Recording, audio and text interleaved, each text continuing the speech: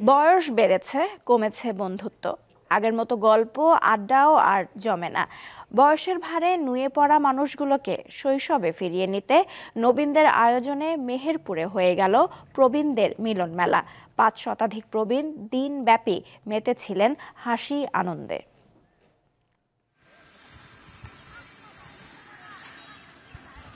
কারো ৬০ কিংবা ৭০, আবার কেউ পেরিয়ে গেছেন ৯০ বছর। এইসব প্রবীণদের অনেকেই হয়তো একাকিত্বকেই বরণ করে নিয়েছেন। বছরের পর বছর কেটে গেলেও হয়তো দেখা হয় না একে অপরের সাথে।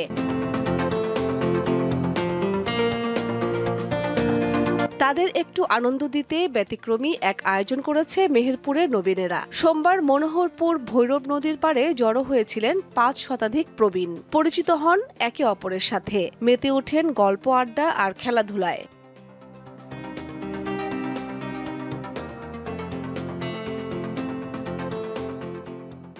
ভোরের কুয়াশা কাটিয়ে একে একে জড়ো হতে থাকেন নানা বয়সী প্রবীণেরা। অংশ নেন গজল, কেরাত, হাড়ি ভাঙা সহ বিভিন্ন ধরনের খেলাধুলা ইত্যাদি।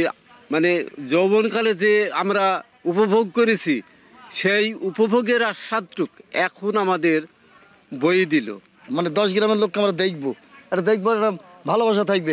ওই যে লোকটাকে আমি চিনি তাও আমার ওর হাতে হ্যান্ডশেক করবো, মোলাকাত করবো। আমাদের বৃদ্ধ মানুষগণকে যে একত্র করেছি, আল্লাহর রাস্তায় আমরা খুব ভালো আনন্দিত পেয়েছি। প্রবীণদের আপ্যায়নের ব্যবস্থাও রেখেছিল আয়োজক কমিটি। মজাদার সব খাবার রান্না করতে পেরে খুশি বাবুর্চিরাও।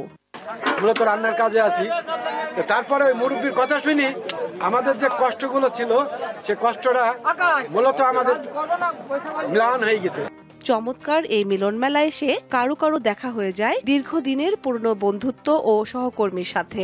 আয়োজকরা জানান, এমন আয়োজন অব্যাহত থাকবে। সবাইকে এক জায়গায় করি, তাদের যে মূল একটা উদ্দেশ্য বা আনন্দ, সবাই মিলে তাদের পিছনের বা আগের বা সামনের বা বর্তমানের ছোট বড় কথাগুলো আলোচনা করতে পায়, তারা এক জায়গায় বসে সমালোচনা করে, এইটাই আনন্দ। সেই আনন্দের মধ্যে আমি ঘুরে বেড়াই। 4 বছর আগে প্রথমবার প্রবীণদের মিলন মেলায় অংশ নিয়েছিলেন ১৬৫ জন। এবার ৫০০ জনকে একসাথে করতে পেরে খুশি আয়োজকরা। দীপ্ত, বার্তাকক্ষ।